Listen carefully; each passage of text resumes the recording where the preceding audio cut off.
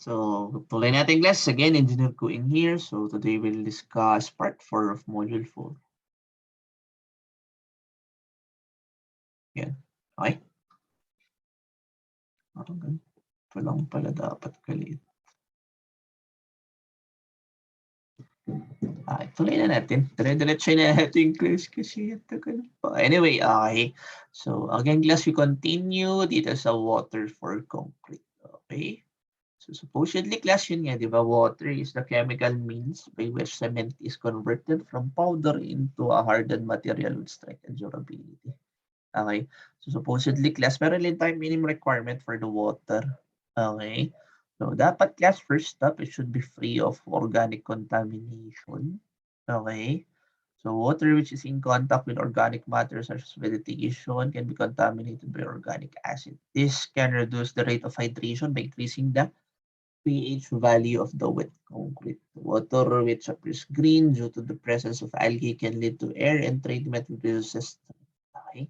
So, una class organic kasi in a way, di ba? Yun nga, organic, biodegradable. Pag nag-biodegradable class, nagde-degrade hanggang sa maging, yan, mawala. Okay? So, kapag may nasama organic material class or biodegradable material dun sa ating concrete, it creates air voids. Okay, so ayaw natin mangyari yun.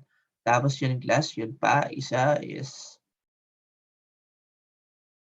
yeah, kasi di ba air voids leads to reduced strength ng concrete natin. Okay? So in terms class, yun din, dapat our water is free of dissolved salts. Okay, so matic class, yung seawater, hindi pwedeng gamitin pang buhos. Okay? So what is, yun nga, so seawater may contain dissolved salts such as sulfates, yeah, which tend to accelerate hydration and increase the risk of corrosion of embedded steel. Okay, so yun nga. To avoid class, yun nga yung deterioration ng ating reinforcing bars, ayaw rin natin ng salt. Okay, so technically class in general, ang pinakagusto nating quality ng water class supposedly clear tsaka flowing water. Preferably class drinking water or yung distilled. Okay. Yeah. So, sige. Summarize natin. Okay. Summarize na natin class. Dagdag na natin dito, no? So, technically class, andito na tayo sa 4.4. Wait lang. Suot ko lang ang aking mahiwagang finger cover. Kaya pangit yung sulat natin. Wala tayong pen. Anyway, class, no? So, again, ang pinag-usapan natin is water for concrete. Concrete. Yan. Okay. So, minimum requirement natin, class, yun nga, dapat gusto natin requirement ng tubig natin, class, is clear. Clear flowing water. Clear flowing water. Okay. So, supposedly, class, preferably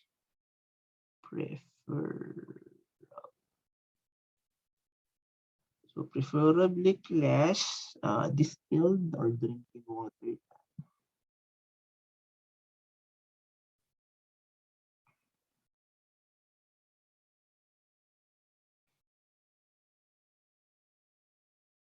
Yan. Okay. Tapos supposedly class, mga requirement natin, yun nga, free of organic contaminants. Organic materials na lang. Organic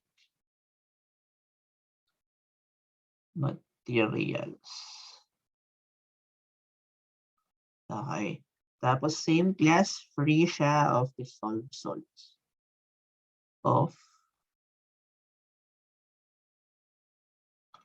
Free of dissolved salts kasi nga yun nga apektuhan niya kasi yung ating reinforcing bars. Yan. Okay. So tuloy-tuloy na natin class. So Okay na tayo sa water for concrete. So, tuloy natin class sa water cement ratio. So, same lang actually, discuss natin dun sa may cement, no? So, yeah, redefine natin. So, ang pinaka technically class, no, water cement ratio is one of the major factors, but not only the one influencing the strength of concrete.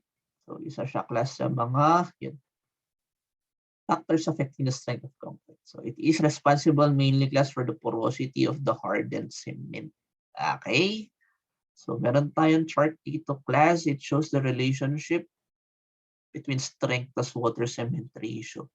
So, same class supposedly, yeah, yung yung compressive strength natin class is higher at lower water cement ratio. So, habang tumataas class yung water cement ratio natin, bumababa naman yung ating compressive strength. Kaya pag ganyan yung kanyang chart. Okay? So, supposedly class ko itong mga dotted lines natin, yeah, meron pa ito explanation nito. Okay, dotted lines natin dyan class is pag nag-compact tayo, okay? So supposedly class, kapag nag-compact ka or compaction by vibration or by hand class, kaya niya. Kung titignan nyo class yung parang we can attain higher strength class at very low water content, water cement ratio. Okay, so yun lang yung meaning class ng mga dotted line dyan. Meron pala tayo class discussion about this. Balikan natin si videos natin. Di ba videos tayo? Ito class. Dito tayo kay si water cement ratio class. Water cement ratio of concrete. Wait lang. Okay?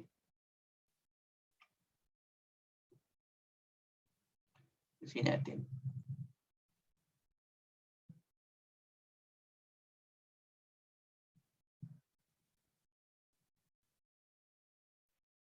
Ayan. So, ito yung video class. Explaining water cement ratio para mas clear. Technically, sabihin niya lang dyan class kung ano yung variations natin. So, supposedly cloud, the best for workability purposes class, no? 0.4 to 0.6. Tapos, yun nga, for maximum strength, supposedly, kasi nga, di ba, lower cement ratio, ay water cement ratio, higher strength. So, doon na tayo stick tayo sa 0.4. Okay? Kasi yun, class, yung parang minimum natin supposedly is 0.38 para full yung chemical reaction ng water tsaka cement. Okay? Tapos, any less than 0.4 class is discouraged. Unless, yun nga, as shown dito, class, pag nag-compact ka, yun, pwede pa rin. Kasi with compaction class, syempre dito na tayo sa vibration, no? Pwede tayong magka-water cement ratio na 0.3. Okay, anyway, class, ito yung discussion natin. As we seen in the previous video on strength of concrete, the strength of concrete is mostly influenced by the water cement ratio. Let's deal with it in this video. The water cement ratio is also responsible for the porosity of the hardened cement paste. Water cement ratio is stated as the amount of water used to the significant amount of cement in the mixture by weight. For proper workability, the water cement ratio varies from 0.4 to 0.6. However, the maximum strength of concrete is obtained at a water cement ratio of 0.4. Besides, we know that for a complete hydration of concrete the water requirement is about 38%.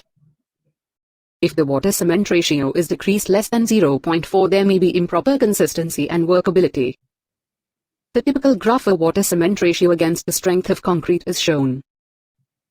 The concrete with water cement ratio of 0.3 compacted by vibrator also shows higher compressive strength, which is represented by the dotted line. As the curve is hyperbolic in shape, it is difficult to interpolate the values. Thus, for a geometrical purpose, the graph is sometimes drawn approximately linear as shown. If the water cement ratio is more than 0.6, the hydrated products may not have much space fill as the water is already filled with it. Let us now see some of the equations. The hydrated. Ayun pala class, isang noteworthy quadrant class. So supposedly class, ang maximum kasi natin in terms of water cement ratio is 0.6. Kasi any further class, parang hindi na, useless na siya. Kumbaga, hindi na mag-hydrate yung cement mo kasi hindi na niya pwedeng kainin yung space filled by the water. Okay? So, yep. Again, class, summarize natin para ma-summarize natin kung ano i-discuss natin in terms of water cement. Okay. So, again, class, 4.5. So, we are talking about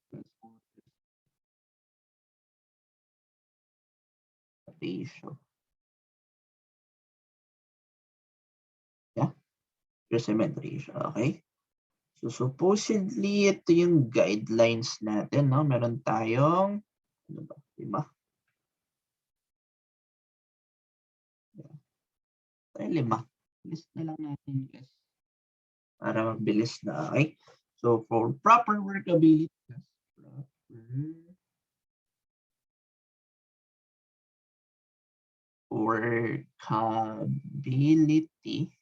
okay? So for proper workability class, supposedly we should attain a water cement ratio equal to 0.4 to 0.6. Okay? That was number 2 class. Yeah. Number 2 in terms of strength class, no? Yung diagram natin na ta.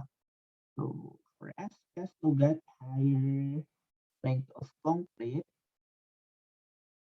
dapat we strive to lower water cement ratio.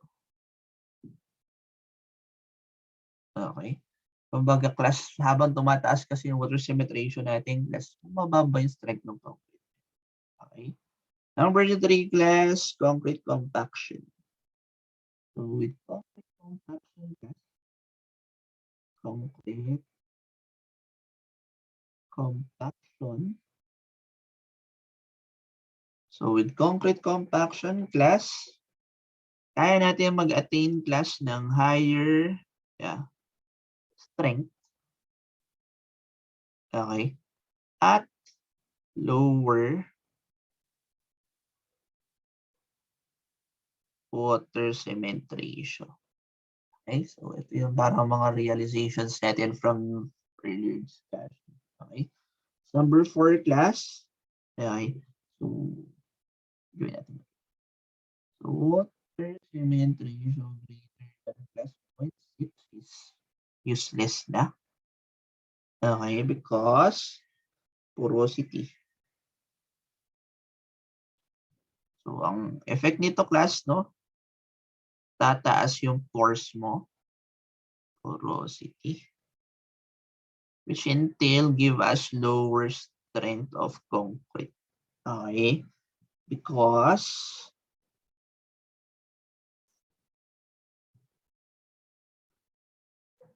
so lagyan natin ng reason, no? Because hydrated cement. So yeah. Because hydrated cement can't occupy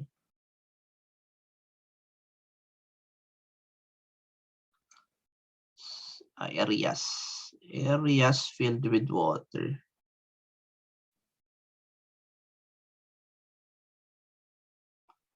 With water.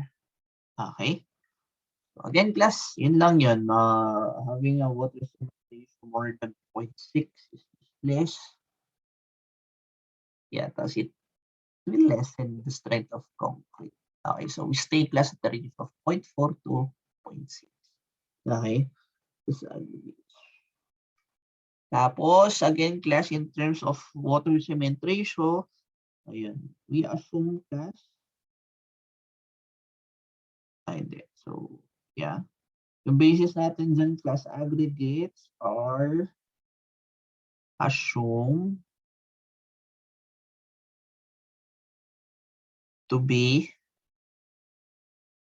in SSD condition. Okay? So, supposedly, class, kung pag nakita mo yung aggregates mo, basa. So, di ba, definition natin class ng SSD condition, supposedly, is fully saturated yung loob. Tapos, dry yung surface ng aggregate. Okay, so, dapat tansyahin mo, class, kapag basa yung aggregates, makikita mo, basang-basa yung surface pa lang. Okay, adjust accordingly, class, in terms of yung water cement ratio natin. Okay, so, yeah, suitable adjustments.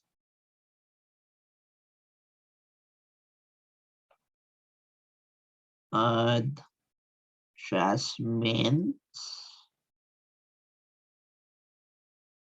should be made. Should be made. Otherwise, kung hindi class naka-SSD yung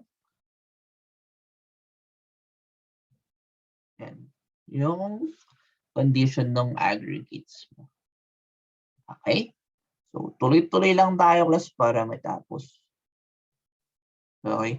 So, next up, class, let's discuss about ready-mix concrete. Okay? So, may mga sites kasi, class, na parang ayaw na nilang maghalo on site. Ang gusto nila, class, magpadala through transit mixers. So, ito na, class, yung ready-mix concrete. Okay? So, technically, class, ang pinaka-definition natin ng ready-mix concrete, class, ito yung concrete delivered to the site. Okay? Wherein no further treatment will be made. Kumbaga, pagkadating sa site, class, rekta na ibuhos nyo na. Okay? So, saan na mag-fall, class, yung mga transportation. So, yan yung transit mixer, tapos meron tayong pump. Okay? So, ang isang class, it is high quality concrete of required grade produced under strictly controlled condition in a centralized automatic batching plant. Okay, so again, class yun nga, is delivered through transit mixer. Okay. Tapos it can either be mixed in the batching plant or mixed at it can be mixed dry at the batching plant, tapos dadagdagan mo lang class ng tubig during transportation. Kasi nga, class, di ba meron tayong limit of 2 hours transportation? That is with agitator pa. So, wala agitator, class, dapat 1 hour lang yan. So, magsa-start lang kasi yung time na yun, class, kapag nilagay na natin yung tubig. Okay? So, may times, class, na parang dry mo lang siyang i-mix sa batching plant, tapos dadagdagan mo na lang siya kasi ng tubig during transportation. Ito, kinakapan na lang nila kasi kapag yung length kasi ng transport class nung kwan na yun. Okay? So, meron tayong certain advantages class ng ready-mix concrete. So, dyan class, syempre, yung quality niya. Kasi nga, naka-batch tayo, no? Kumbaga, yung batching ng materials natin, class, on point siya. Accurate to the 0.001. Tsaka naka-weight batching tayo. Okay? Tapos, syempre, yun nga, since it is made in the plant, consistent class yung quality niya. Tapos, syempre, high quality yan. Okay? Tapos, yun din, class, pag ready-mix concrete kasi, syempre, hindi ka naman problema on-site. Okay? Kumbaga, yeah, less labor na rin siya kasi pagdating, naka-concrete na rin, ma-manage mo lang kung saan na ibubuhos. Okay? Tapos yun, class, it hastens infrastructure development, tsaka provides employment opportunities. Okay? Tapos technically, class, supposedly daw, it is environmentally safer. Okay? Tapos yun, class, it is used for modern construction techniques kasi in a way, class, mas mabilis na. Less preparation na siya. Tapos convenience, class, kasi yun nga, again, less labor siya.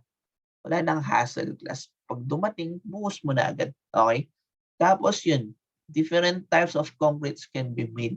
I-request mo lang, class, kung anong type ng concrete yung gusto mo. Kasi sa batching plant naman siya gagawin. Okay? Tapos, dyan rin papasok, class, yung mga admixtures mo. Okay? Tapos yan, so this reduces working capital to be invested by us. Will not be required to maintain stocks of aggregates. Yeah. So yan, economical talaga siya, class. In a way. Depends rin kasi sa project kasi yung maliit lang naman yung class, mas mura pa rin class yung manual. Kasi syempre, pag ready-mix concrete yan, class, babayaran mo rin yung transportation niya. Okay? So in terms of ready-mix concrete, class, dyan na rin papasok yung admixtures natin. Okay? So yung ready-mix concrete, class, hindi ko na isa-summarize, no? Yeah, kasi technically, ito lang naman yung summary niya. Okay, so move on na tayo sa admixtures for concrete. Okay?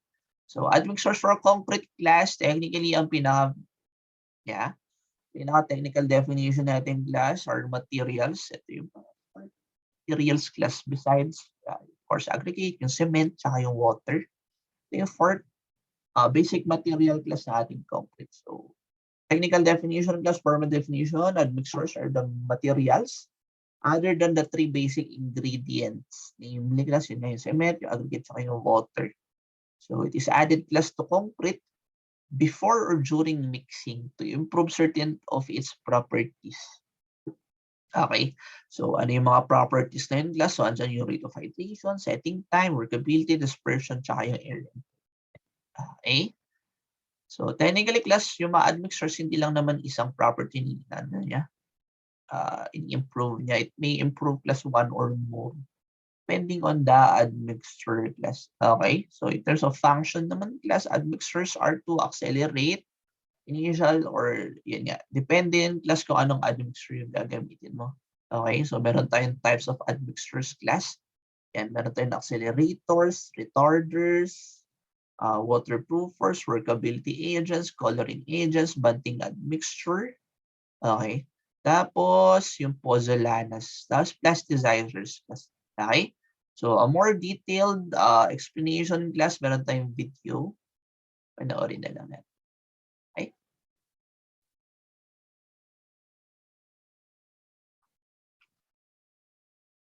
Ito. Tayo sa admixtures. Yeah.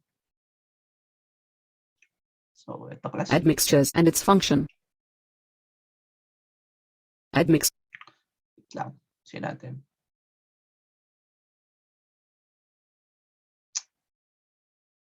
Ano yung mouse ko?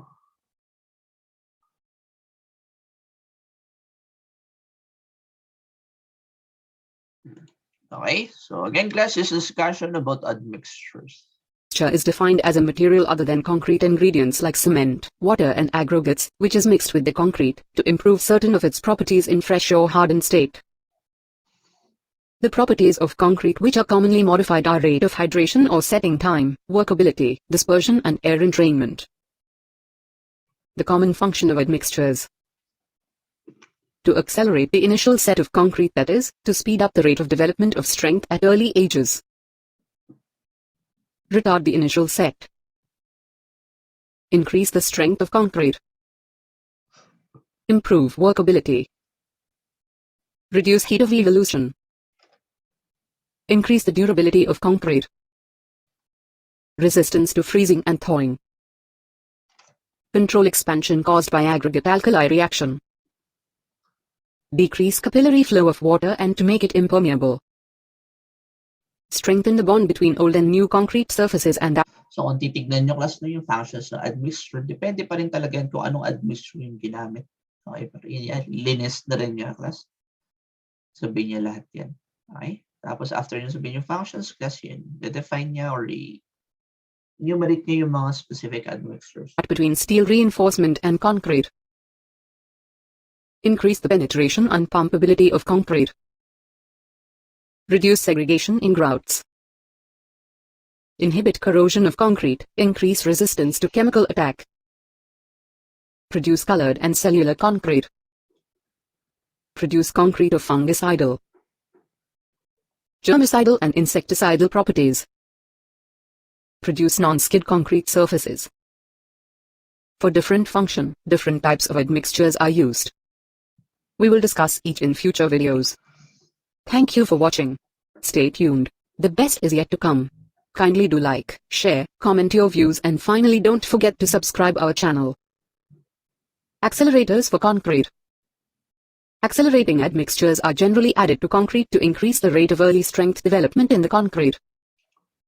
Some of the common uses of adding accelerating admixtures are: permit earlier removal of formwork, reduce the required period of curing, advance the time that a structure can be placed in service, partially compensate for the retarding effect of low temperature during cold weather concreting. In the emergency repair work, accelerators generally reduce the setting time and accelerate the rate of hydration of cement. Thus, consequently results in the earlier rate of gain of strength. The examples of accelerators are sulfates with an exception of calcium sulfate, alkali carbonates of aluminum. So, yun yun, no? Class, pag sinabi accelerators, from the name itself, it accelerates the setting time ng concrete. So, parang mas mag-harden siya, no? Mas mabilis. aluminates and silicates, aluminium chloride, calcium chloride, sodium and potassium hydroxides, calcium formate, formaldehyde, paraformaldehyde, etc. Some substances may act as accelerators or as retarders according to the proportion added. For example, 2% of CaCl2, when added by weight of cement, acts as an accelerator, but on increasing the proportion, it acts as a retarder and leads to increased setting time. Similarly, triethanolamine, when added in a proportion less than 0.06% by weight of cement, acts as an accelerator but acts as retarder if the dosage is increased. The accelerators such CaCl2 and NaCl are very useful in cold weather concreting -23 degrees Celsius. At this temperature, a freezing action takes place. Accelerators helps to keep the mixture warm by accelerating the generation of heat and increase the ability of the concrete to resist frost by speeding up the rate of gain of strength. Let us discuss other types of admixtures in the upcoming videos. Thank you for watching. Stay tuned. The best is yet to come. Kindly do like, share, comment your views and finally don't forget to subscribe our channel.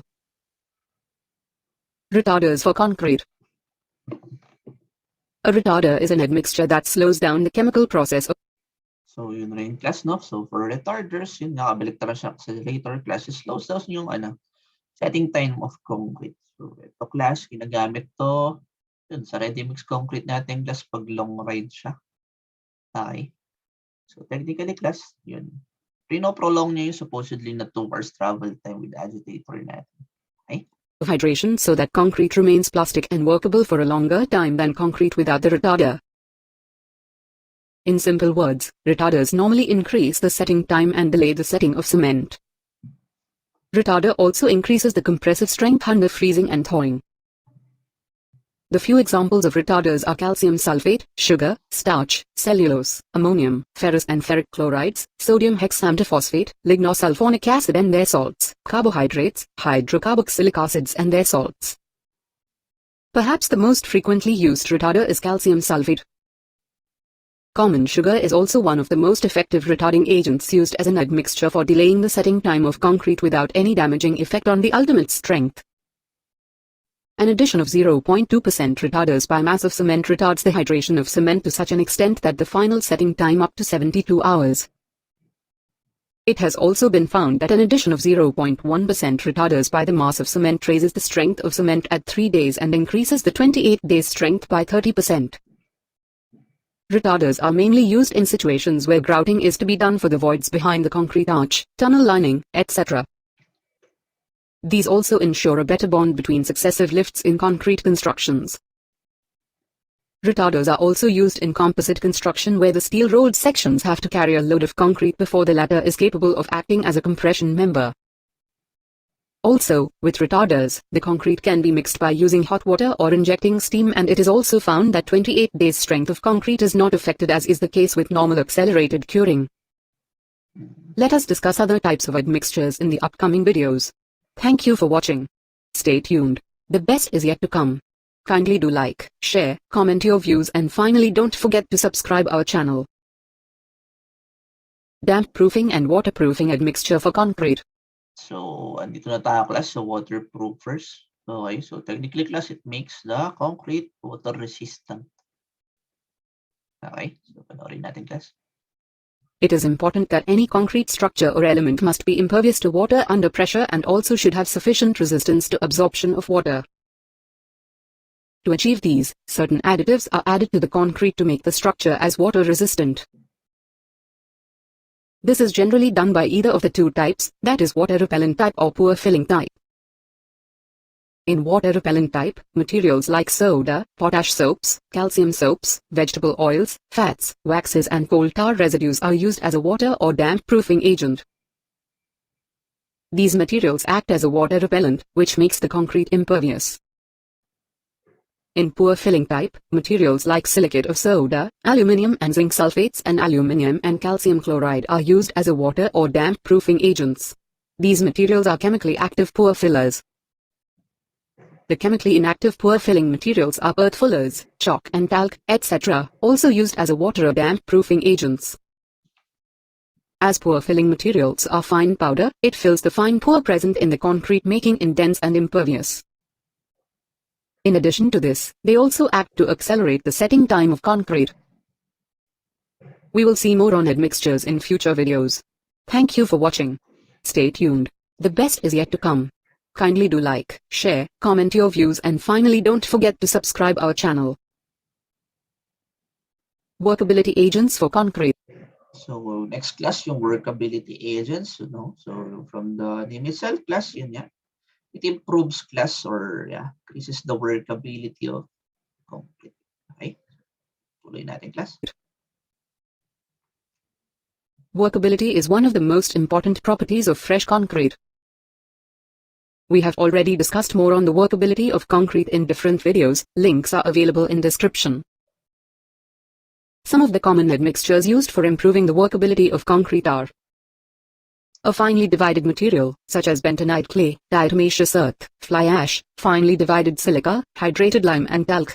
The use of finely divided admixtures in appropriate quantity improves workability, reduces rate and amount of bleeding, increases the strength of lean concrete.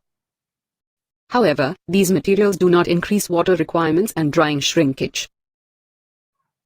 The other admixtures used as workability agents are plasticizers and superplasticizers. Use of plasticizers and superplasticizers are one of the most commonly adopted methods for improvement of workability in almost all the situations in concrete making practices. We have also discussed the same already. Air and training agents are also sometimes used as workability agents to improve the workability of concrete. We will see more on admixtures in future videos. Thank you for watching. Stay tuned. So dito class, wala akong nakuha video about coloring agents, no? Pero supposedly class, in terms of coloring agents, yun nga, parang change lang nila class yung color ng concrete natin, no? Pwede nilang i-change class into brown, black, red, tsaka yung green. Okay? So, depende kung anong kulay yung napili mo, pipili ka lang class kung anong coloring agent yun. So, pag brown yun, class yung umber. Pag black, ferrous oxide. Pag red, yun yung red oxide. Tapos, chromium oxide class kapag green. Okay? So, yung next class is about bonding. The best is yet to come.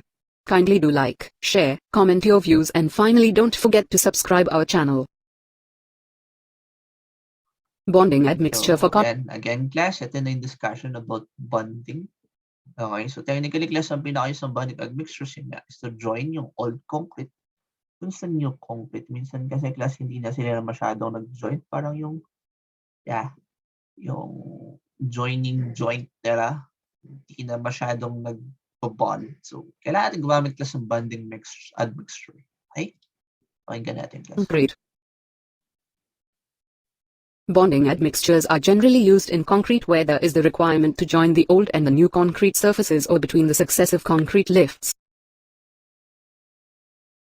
Bonding admixtures are water emulsions of several organic materials which are mixed with cement or mortar grout and applied over the old surface prior to patching with mortar or concrete.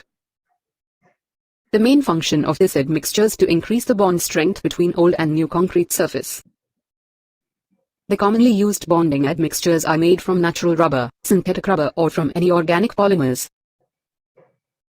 The polymers include polyvinyl chloride, polyvinyl acetate, etc.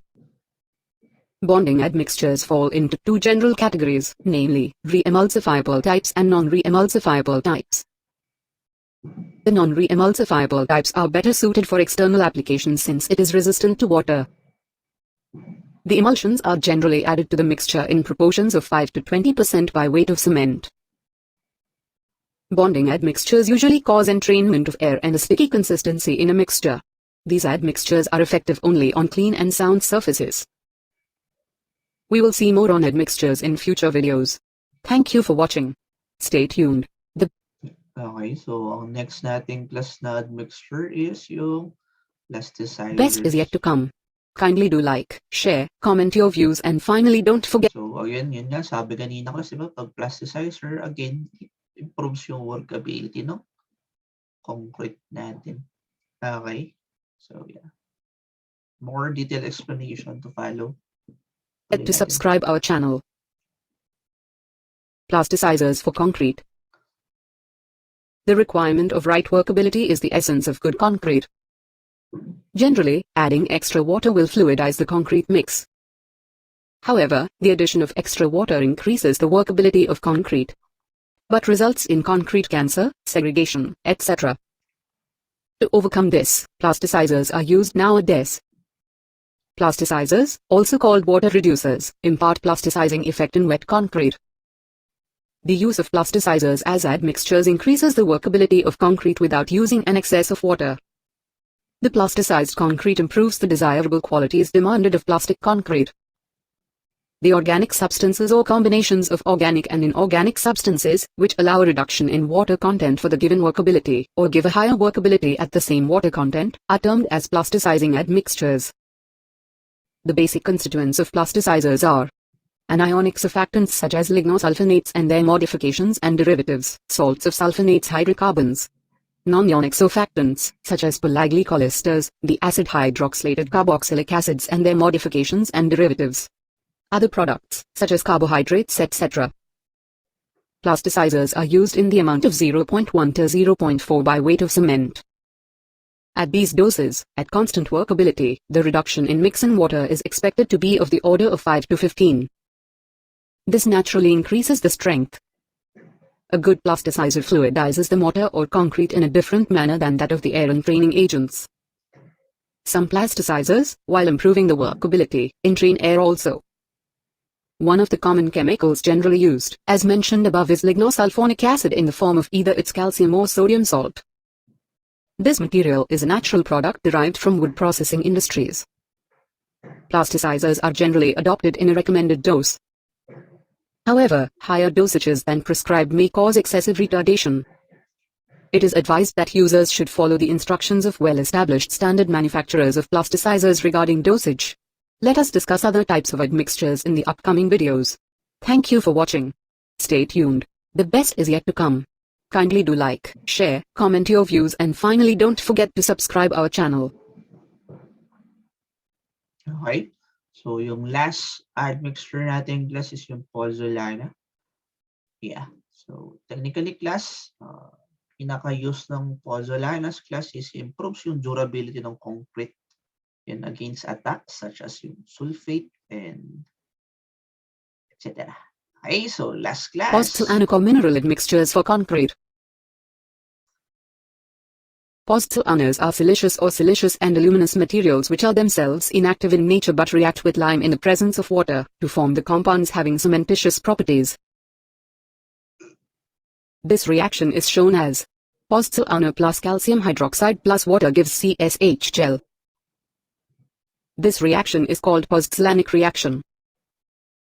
The reaction involves the consumption of CaOH2. The reduction of CaOH2 improves the durability of cement paste by making the paste dense and impervious. It has been proved that the best pozzolana in optimum proportions mixed with Portland cement has following benefits. Reduce the alkali aggregate reaction. Improve resistance to attack by sulfate soils and seawater. Improve extensibility. Lower susceptibility to dissolution and leaching. Lower the heat of hydration and thermal shrinkage, and improve workability.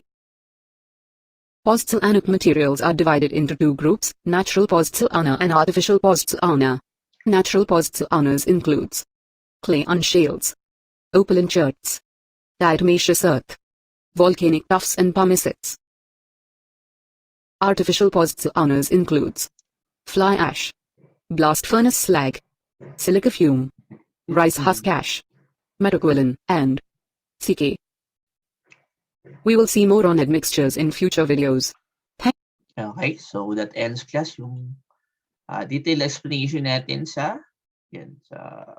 admixtures. Okay, so i-summarize natin class yung mga discuss kanina. So yeah, maglagay na tayo class about yung ready mix. Okay, so yung 4.6 natin class, we talked about ready mix concrete, no? Ready mix concrete. Okay, so parang pinaka-feature class ng ready mix concrete is yun nga. It requires no further treatment. Requires no further treatment. Kumbaga class, pwede mo na siyang ilagay pagkadating siya sa further treatment before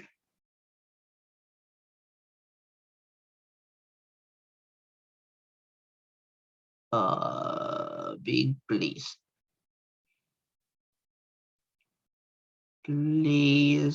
in position. Okay? Simple lang class. Okay? Tapos, yun. So, next class, summarize naman natin yung sa admixtures. Okay? 4.7 class. Admixtures for concrete. Admixtures or concrete. Okay? So, ano ba yung mga admixtures natin class? Unahin natin si accelerators.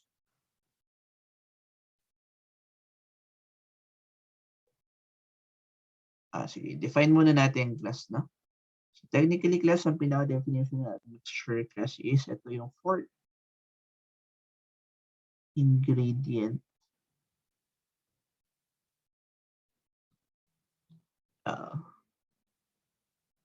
of cement concrete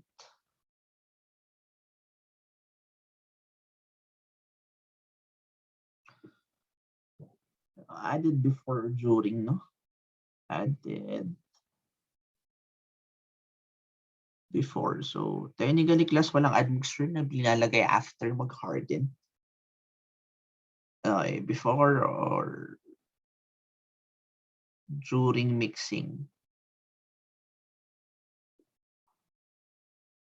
Mixing to improve its properties.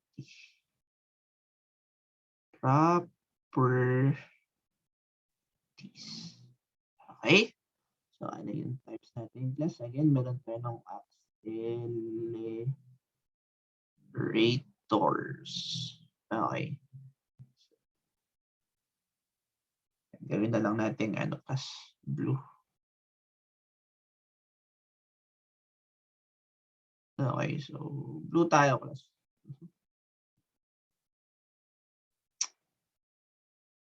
Wee! Yan. Okay. So first type class, meron tayo tinatawag na accelerators. Okay. So syempre class, ang pinakayos na accelerator class, it lessens the setting time. Reduce setting time. So, matik class, pag na-reduce yung setting time natin, mabilis mag-harden yung concrete. Okay, tapos meron tayo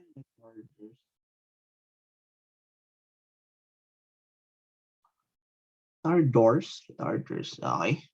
So, dito namang class, siyempre, kabaliktaran ng accelerator increases setting time.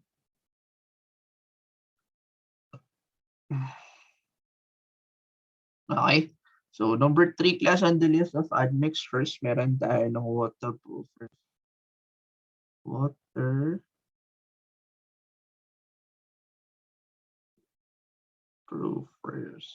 Okay. So, from the name itself, class makes the concrete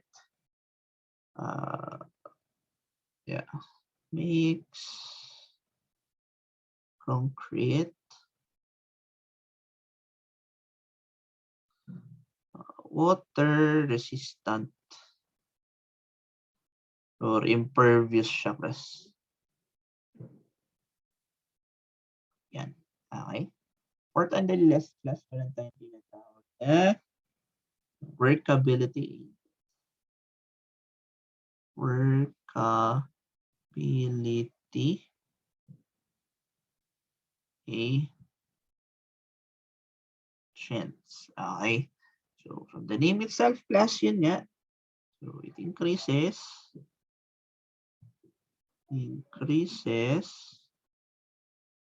Workability.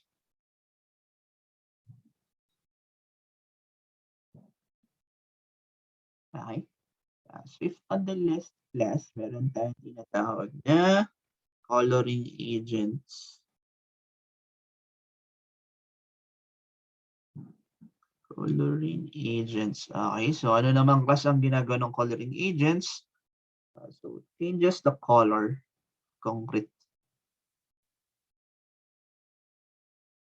Yeah, kasi may color na, so tama na, changes.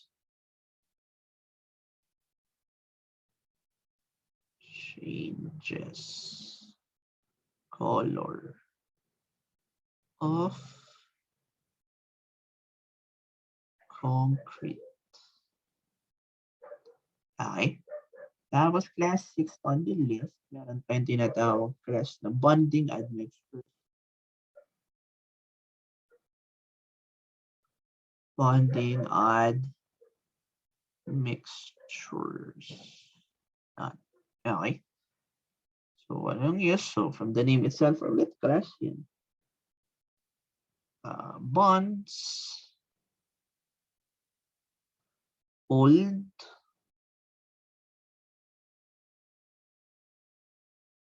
and new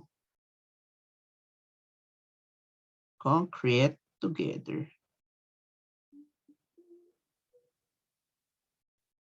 Okay.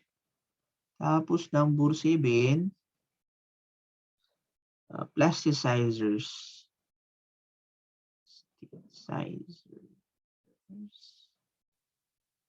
Okay, so pinakayos naman ng plasticizers class. Technically, ang ginagawa niya class is higher or improve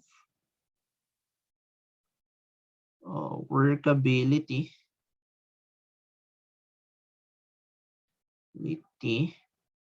at the same water content. At the same water content. Okay. Tapos, lastly, class, meron tayong tinatawag na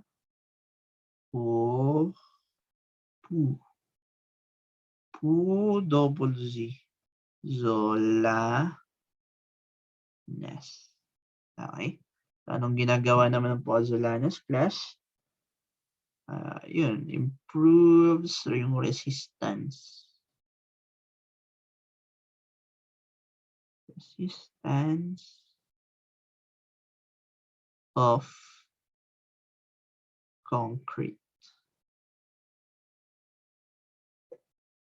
Okay? So, ikat natin dito class yung part 4. Concrete. Okay? So, again class, so part 5, ituloy natin class yung maturity of concrete. Okay? So, again class, this ends part 4 of module 4. See me at the next video. Bye.